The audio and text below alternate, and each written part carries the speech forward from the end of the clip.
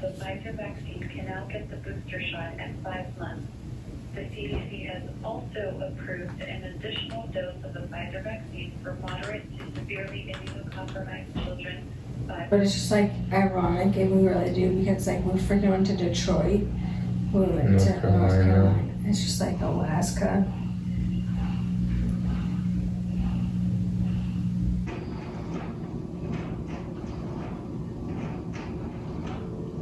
Never dull, huh?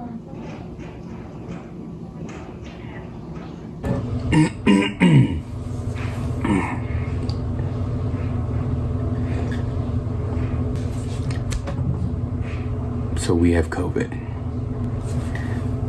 And I know that I look like hell right now, and that's because I just have not had the energy to get dressed.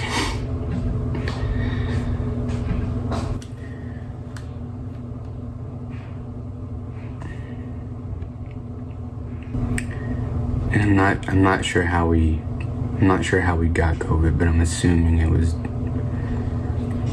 during our baby moon. Throat. Hey baby, come here. My shirt, that's my shirt. It's okay, no, they're not gonna see you without your pants on. There's my star. I know we both look like hell right now. So, I'm assuming we got it after our baby, on our baby moon, or somehow after our baby moon, but... Well, Monday night I just got super tired. Yeah, so we got back on Sunday. It was more like Tuesday afternoon, and I was just like... Well... So tired. You woke up from sleeping and then went back to bed at like 9 a.m. And she was just laying in the bed that we have right here. We're cleaning all this right now to just keep everything sanitized. Right next to my workstation, so I could just, be with her while she's sleeping and I'm working. And you slept from 9 a.m. to 5. Well, I woke up from my doctor's appointment. You woke up because you had a telehealth doctor's appointment. And you were waking up periodically just to like move and stuff and rearrange because the baby was all over the place. But then I started feeling a little something. I'm like, okay, I kind of have a little bit of a sore throat. Yeah, I'm not feeling like I have a ton of energy, but I have some energy. And we're just laying in bed, and Joanna just starts coughing. And thankfully we had an at-home COVID test. So there's 2 tests in it, and we had Joanna take both of them. And the way the test works, you take the swab, you drop, anyways, long story short, you take a swab up your nose, you stick it in the test itself, and you wait 15 minutes, and then within 15 minutes, it'll tell you if you have COVID or not. And if 1 line appears, you don't have COVID. If 2 line appears, then you do have COVID.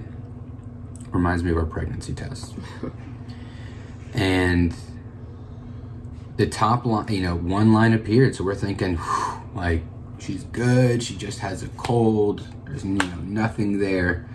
And then I kept reading the instructions more, and it said, you need to check, because even if the faintest line is on that test, you're positive for COVID.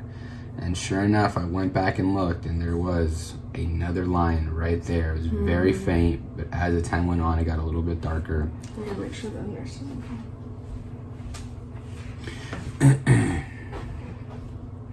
So then what we did was she's gonna go talk. Just gotta make sure the nurse isn't calling her. Anyways, we took a second test, or she took a second test. And the same thing, that little pink line showed up. We're feeling okay. We're not feeling the greatest. She's got a, sore throat. She's been coughing. She's got a lot of mucus, and I just feel foggy. My chest was feeling tight yesterday, and I have a little bit of a sore throat, but all in all, we're feeling okay. It's just, it's just weird because, like, like over the last 2 years, everyone has had their opinion about COVID, right? This whole thing. It's super serious, 2 masks, it's not that serious, freedom.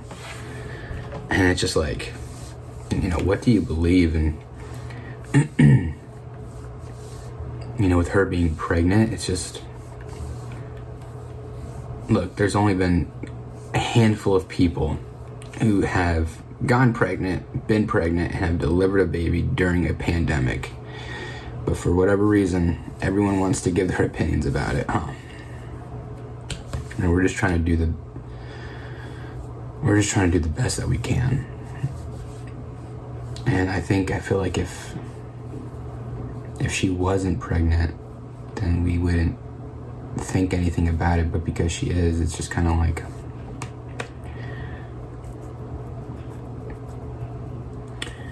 makes you a little more worried, you know? So,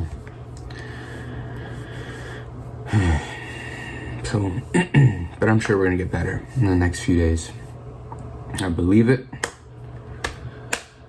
I'm not sure. Nah, I do know what you're doing, God. So just hoping, praying, believing that everything will be good with Joanna, with the baby, that I feel a little bit better. So.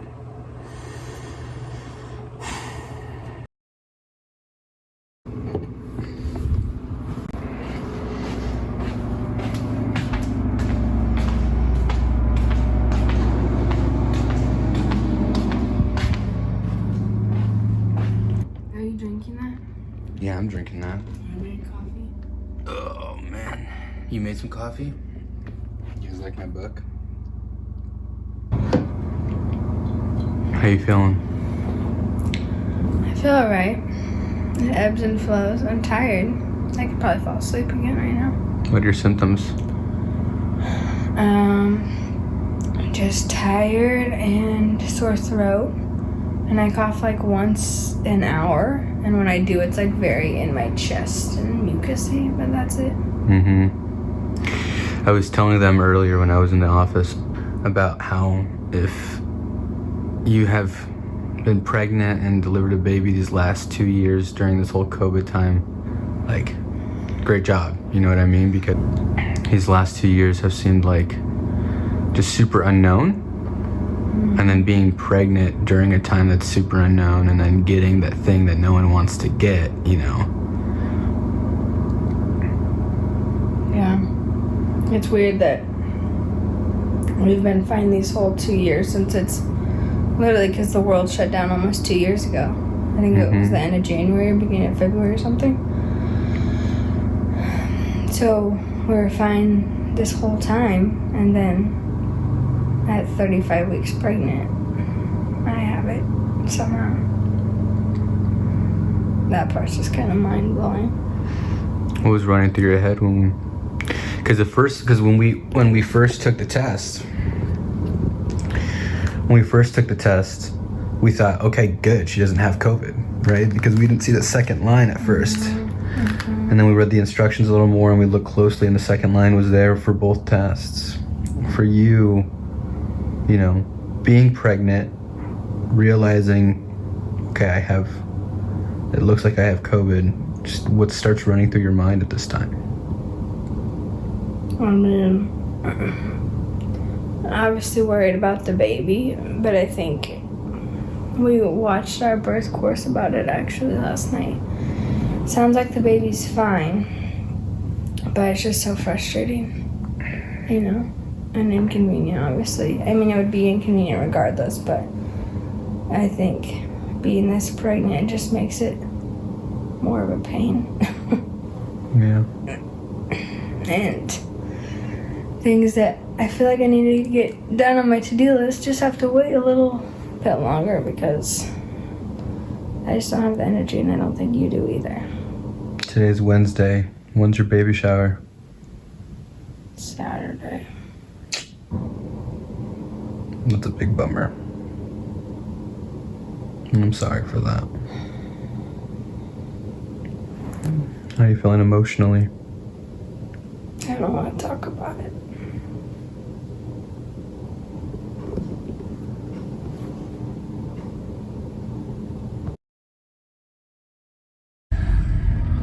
this is day 2.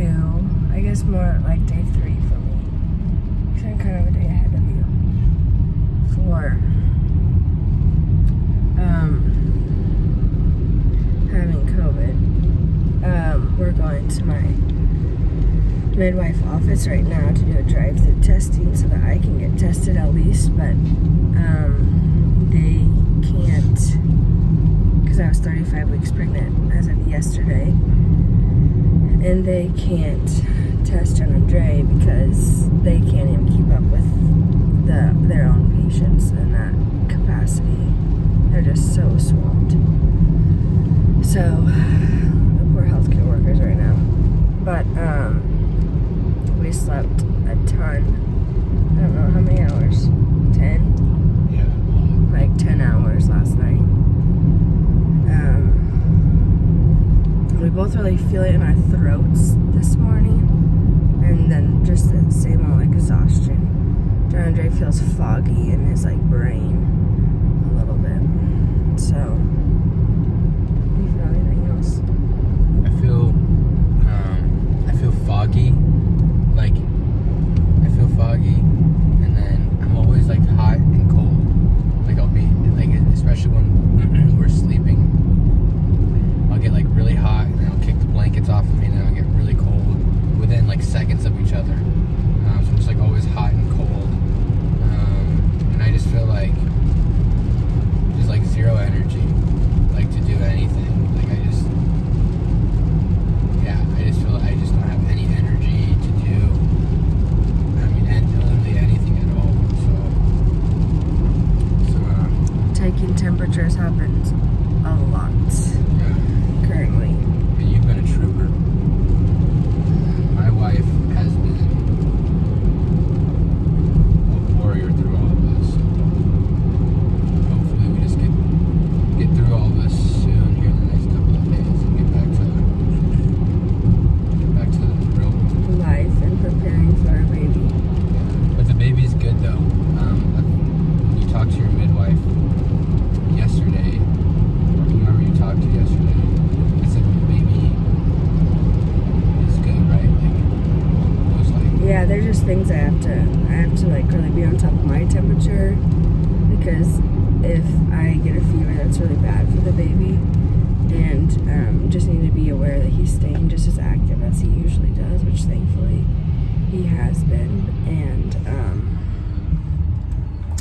what was the other thing? Yeah, that's mostly the That's That's you're only mostly seeing like the this much of things. your face in the video because you're just. It's day 3. And the test came back positive, so it's like confirming Joanna does have COVID. And I still haven't been able to get a test, so I've just been quarantining with her because obviously I have it.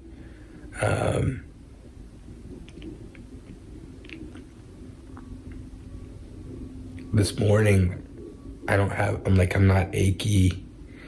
I don't have a headache, which is really nice.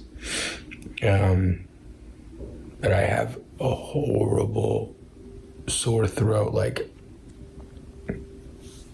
last night, like I kept waking up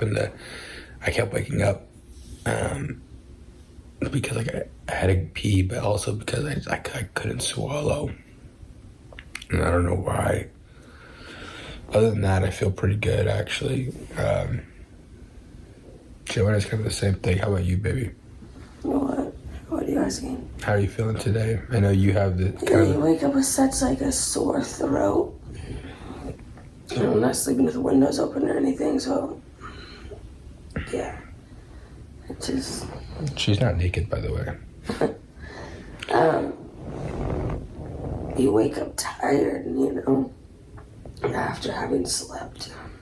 How are you feeling today? So you are feeling tired. Yeah. Okay. So you are feeling tired. You've got a sore throat. What else? That's it so far. That's it. Sorry, this video hasn't been about very much. This is just,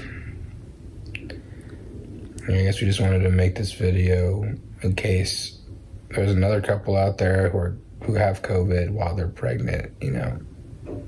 Everything will be okay.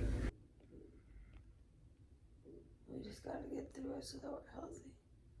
Yeah. For when I go into labor. Yeah. Yeah. You just gotta fight it and get through it.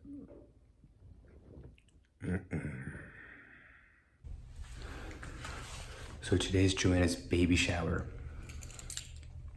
And obviously because we have COVID, we have to do things a little bit differently. So her parents thought that we should bring the shower to her.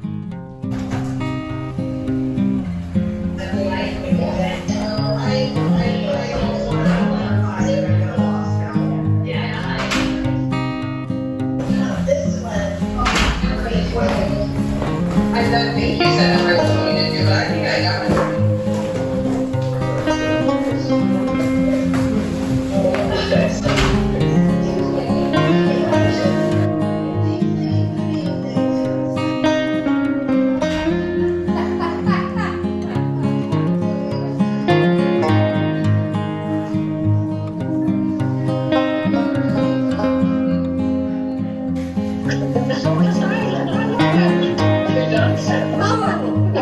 Teething necklace.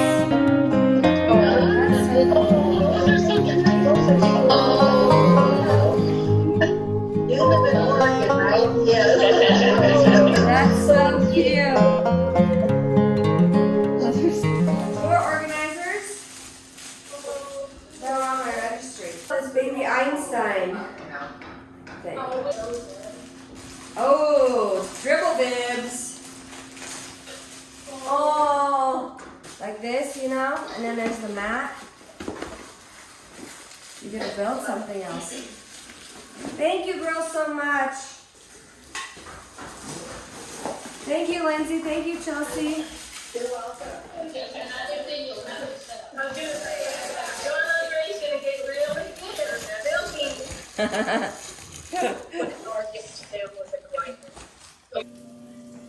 We just really want to say congratulations to you. We can't wait to meet your son. We really can't wait to hear his name and call his name. And we just want to say we love you so much. And I can't think of a luckier, blessed little boy than this one's going to be. So Thank you so much. to John Andre and Joanna and little baby boy.